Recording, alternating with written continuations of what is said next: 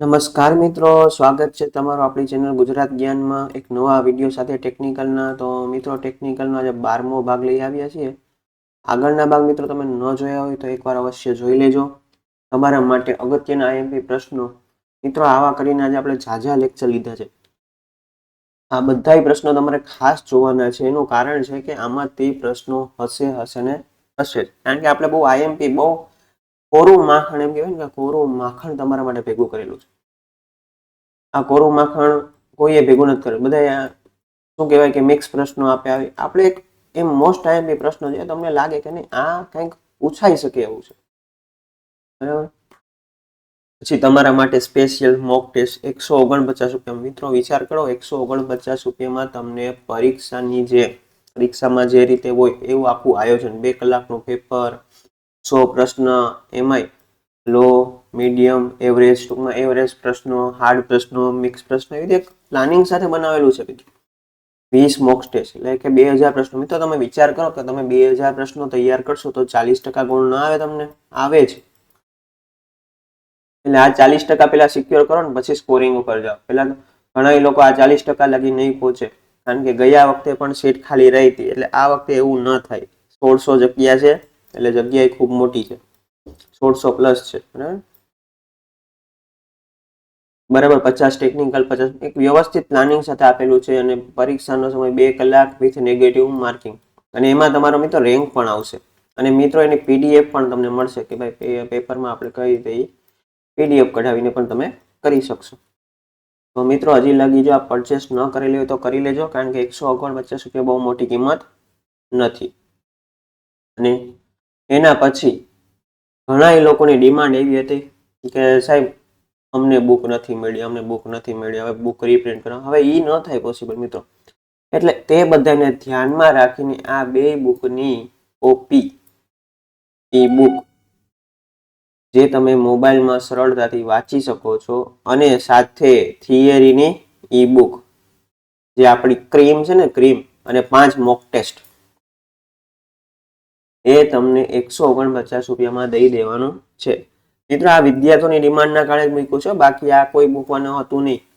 પરંતુ ફોનમાં આ બુક તમે આરામથી રિફર કરી શકો છો. એટલે 7500 પ્રશ્નો આવી ગયા, બરાબર. 100 ગુણનો સંપૂર્ણ ભારાંક આવી ગયો. એના પછી ઈ બુક આવી ગઈ, થિયરીની ઈ બુક, એ પણ તમને આમાં મળી જશે. અને 5 મોક ટેસ્ટ. એટલે હજી લગી જો બુક એમસીક્યુ રિવિઝન કરવા માટે જોતા હોય ને બુક હવે ન મળી ગઈ તો મિત્રો આ 149 રૂપિયા તમારા માટે બહુ મોટી વાત નથી.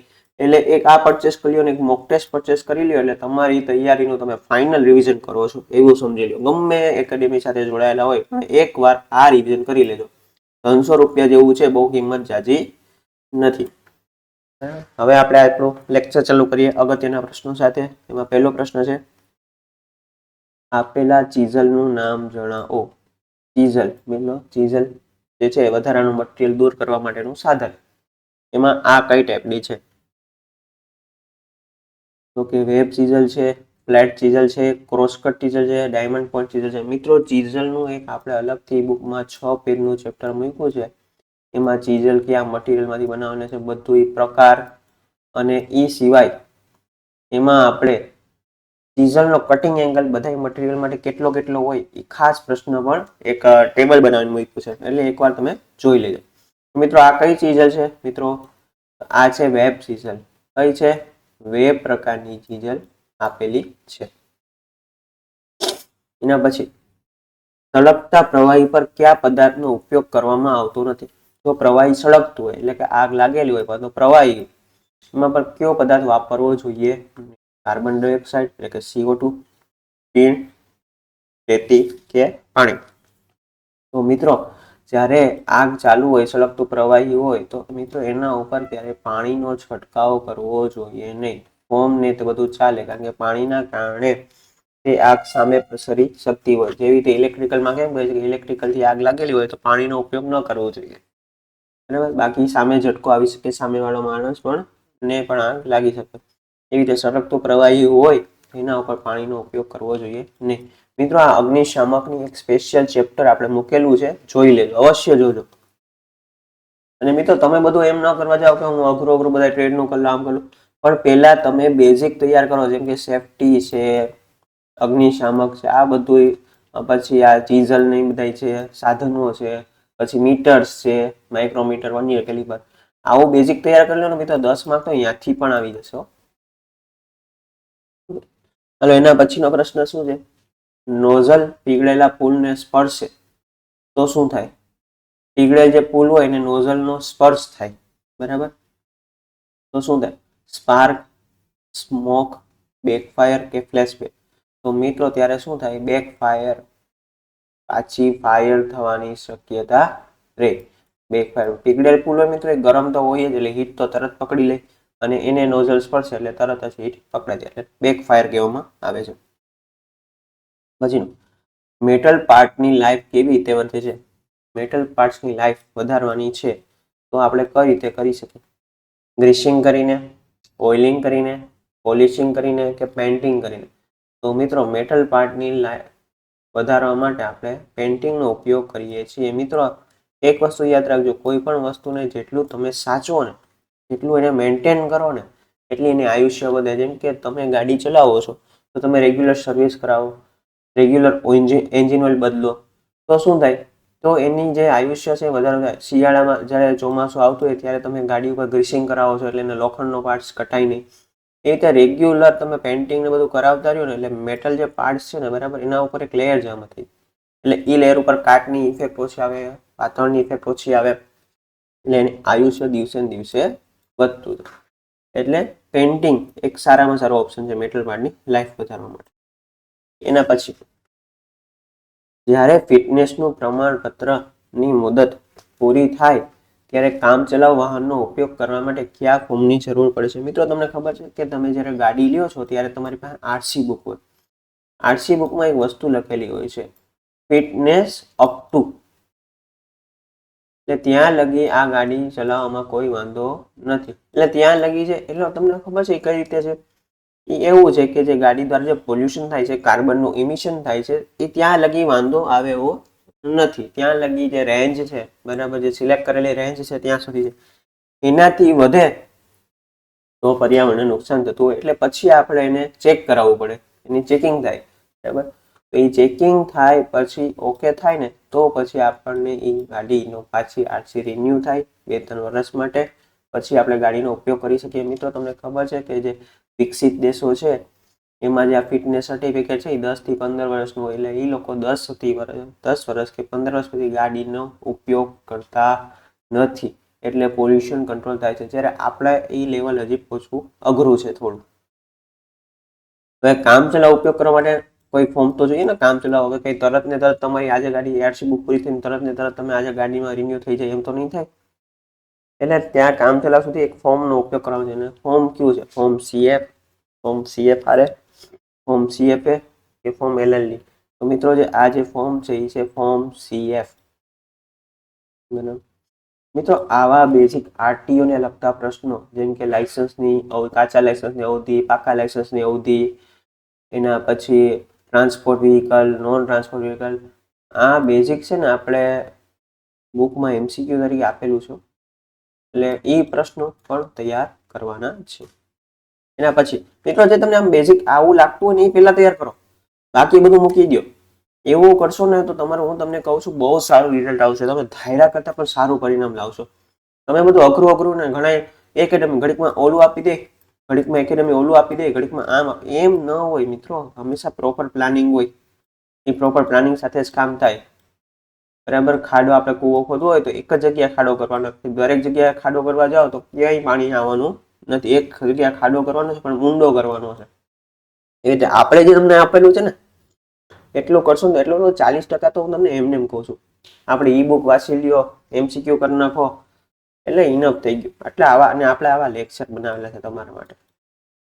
ને જે મિત્રો હજી લગી કોર્સ નથી લીધો ને, બરાબર, હજી પણ 25 દિવસ જેટલા છે, બરાબર, એટલા દિવસમાં આરામથી તૈયારી થાય. એવું ન વિચારતા કે ન થાય. એટલા દિવસ તમે 7 થી 8 કલાક 10 કલાક મહેનત કરો, શું ન થાય. ખાલી એકવાર છે ને ઘરે એકવાર છે ને સામે બનાવી નાખો જીએસઆરટીસી હેલ્પર, 21 દિવસ કે 25 દિવસ, બરાબર. એટલે તમારું ધ્યાન બીજે જાય જ નહીં. આ 25 દિવસ તમે ગધેડાની જેમ મહેનત કરી, હું તમને એમ કહું. પછી ક્યાં મહેનત કરવાની જ છે? પછી સિલેક્શન થઈ ગયા પછી ક્યારે તમારે ચોપડો લેવાની જરૂર નહીં પડે મિત્રો. એકવાર ગવર્મેન્ટમાં લાગી ગયા ને આખી જિંદગીનું સુખ થઈ જાય. બરાબર, એટલે થોડું વિચારજો. એટલે બસ, એટલે હજી પણ મોડું થયું નથી. એટલે જે કોર્સ લેવા માંગતા હોય કોર્સ પરચેસ કરી લેજો. હવે ટેપેટ ક્લિયરન્સ તપાસવા માટે કયા સાધનનો ઉપયોગ થાય છે? Tappet clearance depth gauge, feeler gauge, pitch gauge કે વાયર ગેજ? તો ટેપેટ ક્લિયરન્સ માટે ફિલર ગેજનો ઉપયોગ થાય છે. મિત્રો આ બધા ગેજીસ માટેના અલગથી પ્રશ્નો પણ આપણે મૂકેલા છે, કોર્સમાં મૂકેલા છે. પછી સિલિન્ડરમાં પિસ્ટન એક સ્ટોક જેટલી ગતિ કરે ત્યારે પિસ્ટન દ્વારા ખસતા સિલિન્ડરના કદને શું કહે? એક સ્ટોકની જે ગતિ કરે છે એને જે એટલે કદ જેટલું જે ખસે છે એને શું કહેવાય? ક્લિયરન્સ વોલ્યુમ, કુલ વોલ્યુમ, સ્વેપ્ટ વોલ્યુમના છેદમાં સ્ટોક વોલ્યુમ. ઉપરમાંથી એક પણ મિત્રો એને શું કહેવાય? સ્વેપ્ટ વોલ્યુમના છેદમાં સ્ટોક વોલ્યુમ. શું કહેવાય? સ્વેપ્ટ વોલ્યુમના છેદમાં સ્ટોક વોલ્યુમ.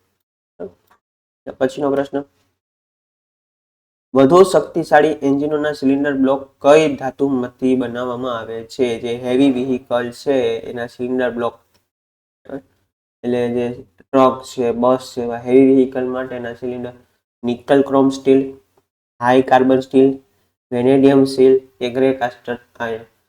તો વધુ શક્તિશાળી એન્જિનોના cylinder block grey cast iron મટીરિયલમાંથી બનાવવામાં આવે છે. મિત્રો તમને ખબર છે વેનેડિયમ સ્ટીલમાંથી શું બનાવવામાં આવે છે? ડીઝલ ને બધું બનાવવામાં આવે છે. જોઈ લેજો એકવાર, કારણ કે ગયા વખતે મટીરિયલના 2 પ્રશ્નો પૂછાયા, આ વખતે પણ મટીરિયલના 1-2 પ્રશ્નો પૂછાશે જ. પછી સિલિન્ડર હેડ ખાલી જગ્યાની પ્રક્રિયાથી બને છે. સિલિન્ડરના હેડ બનાવવા માટેની કઈ પ્રક્રિયા કઈ છે? કાસ્ટિંગની કઈ પ્રક્રિયા છે? Pre casting, single casting, 2 piece casting કે ઉપરમાંથી કોઈ પણ નહીં? તો મિત્રો જે સિંગલ કાસ્ટિંગની પ્રક્રિયામાંથી સિલિન્ડર હેડને બનાવવામાં આવે છે. કઈ પ્રક્રિયામાંથી? સિંગલ કાસ્ટિંગની પ્રક્રિયામાંથી સિલિન્ડર હેડ બનાવવામાં આવે છે. પછી વાહનમાં જુદા જુદા ગેજ તથા મીટર જ્યાં ફિટ થાય તેને શું કહેવામાં આવે છે? ગાડીમાં આપણે 4 વ્હીલમાં બેઠા હોય એટલે અહીંયા બધું દેખાતી હોય, સ્પીડોમીટર, ઓડોમીટર, જે ક્રૂઝ કંટ્રોલ, સ્પીડ કંટ્રોલ ને બધું જે બધા સિમ્બોલ્સ છે. મિત્રો આ સિમ્બોલ્સ છે ને 15 જેવા સિમ્બોલ્સ છે. મોસ્ટ આઈએમપી સિમ્બોલ છે, કોર્સમાં મૂકેલા છે, એકવાર જોઈ લેજો. આઈએમપી મોસ્ટ આઈએમપી સિમ્બોલ છે. બેટરીનો સિમ્બોલ, આ સિમ્બોલ આવે તો શું હોય, આ સિમ્બોલ આવે તો શું હોય, આ સિમ્બોલ આવે તો એર ટૂંકમાં કોઈ સીટ બેલ્ટ પહેરેલું નથી. તો એકવાર જોઈ લેજો. મિત્રો આ બધા સિમ્બોલ જે તમને દેખાડે છે જે જગ્યાનું નામ શું છે? Fender, bumper, dual, fuel gauge, dashboard. તો મિત્રો આ જે જગ્યા છે ને શું કહેવામાં આવે છે? ડેશબોર્ડ, કે જ્યાંથી આપણને બધી વસ્તુ ખબર પડી જાય, જેમ કે ડેકી ખુલ્લી હોય, સાઇડ લોક ઓન છે કે નહીં, પાછળના દરવાજાના કાચ ખુલ્લા છે કે નહીં, બધું આ ડેશબોર્ડ ઉપરથી ખબર પડી જાય. પછીનો પ્રશ્ન, ડીઝલ ફ્યુઅલને શેમાંથી મેળવવામાં આવે છે? આ ફ્યુઅલ છે એ ક્યાંથી આવે છે? કઈ રીતે? કુદરતી જ છે ને મિત્રો, કૃત્રિમ તો છે નહીં. તો કુદરતી કેમાં હોય? ક્રૂડ ઓઇલમાંથી, વેજીટેબલ ઓઇલમાંથી, એનિમલ ઓઇલમાંથી, સિન્થેટિક ઓઇલમાંથી. તો શેમાં આવશે? Crude oil. પેટ્રોલ ડીઝલ કેમાંથી મેળવવામાં છે? ક્રૂડ ઓઇલ માંથી મેળવવામાં છે. ક્રૂડ ઓઇલ જે જમીનમાંથી નીકળે છે એને રિફાઇનરીમાં શુદ્ધ કરીને આપણને પેટ્રોલ, ડીઝલ, ડામર ને બધું વસ્તુ મળે છે. પછીનો પ્રશ્ન, ડ્રિલિંગ કરતી વખતે કઈ પ્રવૃત્તિ વધારે પડતા પિયર અને ડ્રિલ બેટને ચેટર કરે છે? મિત્રો ચેટર એટલે શું થાય? સ્પાર્કિંગ જેવું. ચેટર એટલે શું થાય? સ્પાર્કિંગ, ચેટરિંગ. ડ્રિલિંગ કરતા હોય ત્યારે ઘણીવાર તમે જોતા હોય છે સ્પાર્કિંગ થતું હોય. તો આ વિયર એટલે ઘસાવો અને સ્પાર્કિંગ થતું હોય તો એવું કાર્યનું મુખ્ય કારણ શું છે? ખૂબ ધીમો ફીડર. ફીડર એટલે મિત્રો જે ડ્રિલિંગ થાય છે એની સ્પીડ ખૂબ ઓછી છે. ખૂબ ઝડપી ફીડર, સ્પીડ વધારે છે. વધુ કટિંગ સ્પીડ ખૂબ વધારે છે. ફીડર એટલે જે એની જે ચક્ર જે ફરતો હોય ને સ્પીડ હોય, ધીમી કે ફાસ્ટ હોય, ખૂબ ધીમી સ્પિન્ડલની સ્પીડ. તો જે ફીડર છે એ જ્યારે ખૂબ ધીમો હોય ત્યારે વિયર એટલે ઘસાવાનું પણ વધારે થાય અને ચેટરિંગ પણ વધારે થાય. ખૂબ ધીમો ફીડર. મિત્રો ડ્રીલ બીટ આવ્યું છે, ડ્રિલિંગ મશીન આવ્યું છે, તો એનું ફીડિંગ રેટ કયો હોય છે? રેવોલ્યુશન, બરાબર, બાય રેવોલ્યુશન યાદ હોવું જોઈએ. આગળના લેક્ચરમાં પ્રશ્ન હતો. મિત્રો કોર્સની ડિટેલ્સ આવી ગઈ છે તમારા માટે. મિત્રો હજી મોડું નથી થયું, હજી 25 દિવસ બાકી છે. તમે આ કોર્સ પરચેસ કરી તમારી તૈયારીને ઇમ્પ્રુવમેન્ટ લાવી શકો છો. રિવિઝન પણ કરી શકો છો. જે કંઈ કર્યું જ નથી એના માટે પણ હજી મોકો છે. એવું ન વિચારતા કે હવે ન થાય, થઈ જાય મિત્રો. 25 દિવસ છે, 10 દિવસમાં પણ થઈ જાય. કારણ કે ક્રીમ મૂક્યું છે, હવે ક્રીમ તમારે તૈયાર કરવાનું છે ને એને રિવિઝન કરવાનું છે, બીજું કાંઈ કરવાનું નથી. કોરું આગળ મૂકવું છે, 40 માર્ક તો એમને આવી જાય. આગળના પણ તમે જેટલી તૈયારી કરીને રિવિઝન કર્યું. 100 ગુણનો સંપૂર્ણ અભ્યાસક્રમ, વિડીયો લેક્ચર. તમે કહો સાહેબ વિડીયો લેક્ચર્સ ક્યારે જોઈ લે? વિડીયો લેક્ચર્સ ટોપિક પ્રમાણે આપેલા છે. જો ટોપિક ન સમજાય એ ટોપિકનો વિડીયો લેક્ચર જોવાનો, ભેગા નથી આપેલા. અને એ પણ એકદમ શોર્ટ એન્ડ સ્વીટ. ટોપિક ટેસ્ટો આપેલી છે, ટોપિક ટેસ્ટો જોઈ લેવાની. મેં કીધું ને કે આ ફિલર ગેજ, માઇક્રોમીટર, એ બધાની 15 ટેસ્ટો છે. એ 15 ટેસ્ટ એટલે 15 દૂ 30, 300-400 પ્રશ્ન છે. આપણે ડાયરેક્ટ તૈયાર કરવાના. પછી ઈ બુક, તમામ ટોપિકના વિડીયો ટેસ્ટ ને મટીરિયલ. બે વસ્તુ આવી જશે. કમ્પ્યુટર તો કમ્પ્યુટરનું સ્પેસિફિક મટીરિયલ મોસ્ટ આઈએમપી, એટલે એમાંથી કમ્પ્યુટરના 10માંથી એટલીસ્ટ તમને 5-6 માર્ક તો એમને આવી જાય. એટલે હજી લગી જો કોર્સ ન પરચેસ કરી લેજો, પરચેસ કરી લેજો. મને કાંઈ પણ પ્રશ્ન હોય તો આપણે નંબર આપેલું છે 9810 09195 પર કોન્ટેક્ટ કરી લેજો. જો ટેકનિકલની સ્પેશિયલ તમને કહે સાહેબ મારે તો ટેકનિકલની તૈયારી કરી લ્યો. ટેકનિકલની તૈયારીમાં ટ્રેડ ટેસ્ટ તો છે જ, પછી ટોપિક ટેસ્ટ પણ છે. ઈડી WCSના મોસ્ટ આઈએમપી પ્રશ્નો આપેલા છે. 100 પ્રશ્નો, 200 આઈએમપી આપેલા છે. 60+ ટોપિક ટેસ્ટ છે. 20 મોક ટેસ્ટ. કોર્સમાં જે પરચેસ કરશે એને મોક ટેસ્ટ ફ્રી મળી જશે, બરાબર. એટલે પછી એને મોક ટેસ્ટનો કોર્સ લેવાની જરૂર નથી. અને ઈ બુક વાળી પણ e book with video lectures પણ ફ્રીમાં મળી જશે. એટલે જોઈ લેજો મિત્રો, કારણ કે છેલ્લે પછી અફસોસ ન થાય. મિત્રો આમ તો છેલ્લી જ ભરતી છે એટલું સમજીને હાલજો. પછી જો ખાનગીકરણ થઈ ગયું તો ભૂલી જાજો, અને આ મોકો પાછો આવશે નહીં. અને આ મિત્રો પરીક્ષા બહુ વહેલી આવેલી છે, પહેલી વખત એવું થયું છે. અને મિત્રો આપણે આજે એપ્લિકેશન ને ગુજરાત જ્ઞાન કંડક્ટરમાં આખા ગુજરાતમાં પહેલા નંબર ઉપર હતી. કારણ કે આપણે ક્રીમ જ દઈએ છીએ, ખોટી તૈયારી નહીં ને ખોટી વાતું જ નહીં. તો જે રીતે જેટલા સ્ટુડન્ટ અમારી સાથે જોડાયેલા છે એ લોકો અમારી સાથે સારા એવું કામ કરે જ છે. એટલે એવું બનશે કે હેલ્પરમાં પણ ગુજરાત જ્ઞાન પહેલા નંબરે હોય, અને તમે ઈચ્છતા હોય તો તમારું નામ પણ પહેલા નંબરે આવી શકે. પછીનો પ્રશ્ન, જ્યારે બંને વાલ્વ ખુલ્લી સ્થિતિમાં હોય, એટલે કયા વાલ્વ હોય? ઇનલેટ વાલ્વ ને આઉટલેટ વાલ્વ. ત્યારે તેના માટે કયો શબ્દ વપરાય છે? એડવાન્સ, લેગ, લીડ કે ઓવરલેપ. બંને વાલ્વ્સ ખુલ્લી સ્થિતિમાં હોય તો એને કઈ પોઝિશન કહેવામાં આવે છે? તો કે શું કહેવામાં આવે છે? Lead position. શું કહેવાય? Lead position. કારણ કે એક વાલ્વ હજી ખુલ્લો હોય તો એ હજી બંધ નથી હોય, એની પહેલા બીજો વાલ્વ ખુલી જતો હોય તો લીડમાં, એટલે સ્પીડમાં અને ઝડપથી લીડમાં આગળ વધે છે. એના પછીનો પ્રશ્ન, બે ટ્રાન્સફોર્મરની પેરેલલ કામગીરી માટે કઈ શરત એકદમ આવશ્યક છે? બે ટ્રાન્સફોર્મરને પેરેલલ કરવા હોય તો આ કન્ડિશન સિવાય આપણે પેરેલલ ન કરી શકીએ એવી કન્ડિશન કઈ? Phase sequence, nature of load, કુલિંગનો પ્રકાર, ક્લાસ ઓફ ઇન્સ્યુલેશન. તો શું આવશે મિત્રો? Phase sequence. કે ફેઝ સિક્વન્સ જો સરખો ન હોય તો આપણે પેરેલલ ઓપરેશન કરી શકીએ નહીં, અને જો થઈ ગયું તો પછી બ્લાસ્ટિંગ થશે મિત્રો, 100% છે. એટલે ફેઝ સિક્વન્સ પેરેલલ ઓપરેશન કરવા પહેલા બરાબર હોવું જોઈએ. અને પછીનો પ્રશ્ન, કયા હેમર રિવેટિંગ માટે યોગ્ય છે? મિત્રો હેમર પણ ઘણા પ્રકારના છે. બેલેટ, પછી ક્રોસ પિન હેમર, બરાબર, બોલ પિન, સ્ટ્રેટ પિન, પ્લાસ્ટિક. હવે આપણે રિવેટિંગ કરવા માટે હેમર તો કે ભાઈ plastic hammer, ball peen hammer, cross peen hammer કે સ્ટ્રેટ પિન.